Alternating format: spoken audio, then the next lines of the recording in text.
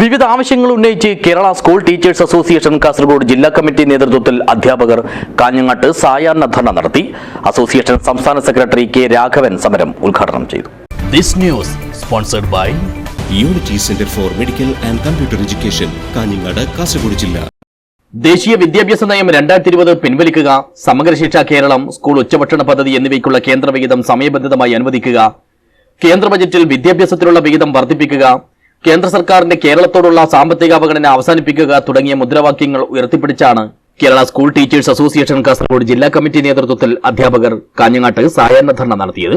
പുതിയകോട്ടയിലെ മാന്തോപ്പ് മൈതാനിയിൽ സംഘടിപ്പിച്ച സമരം അസോസിയേഷൻ സംസ്ഥാന സെക്രട്ടറി കെ രാഘവൻ ഉദ്ഘാടനം ചെയ്തു. അവരുടെ നിലനിൽക്കുന്നതിന്റെ അപകടത്തിലാണ്. അങ്ങനെ വരുമ്പോ ഇനിയെങ്കിലും അവരുടെ ജനദ്രോഹ നയങ്ങളിൽ ചെറിയ മാറ്റങ്ങൾ ഉണ്ടാകുമെന്ന് നമ്മൾ വെറുതെ വിചാരിച്ചു. പക്ഷേ ആ വിചാരം അസ്ഥാനത്തായിരുന്നു എന്നാണ് ഇതൊക്കെ സൂചിപ്പിക്കുന്നത്. എന്താ കേന്ദ്ര ബഡ്ജറ്റ് ഞാനിവിടെ സൂചിപ്പിക്കുന്നത്? നമ്മുടെ ഏറ്റവും പ്രധാനപ്പെട്ട 2-3 ഡിമാൻഡുകളുമായി ബന്ധപ്പെട്ടതുകൊണ്ടാണ്. ചടങ്ങിൽ ജില്ലാ പ്രസിഡന്റ് യു ശ്യാംഭട്ട് അധ്യക്ഷനായി.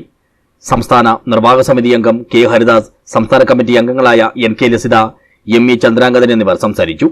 ജില്ലാ സെക്രട്ടറി ടി പ്രകാശൻ സ്വാഗതവും treasurer doctor K V Rajesh നന്ദിയും പറഞ്ഞു. News bureau, Kanhangad.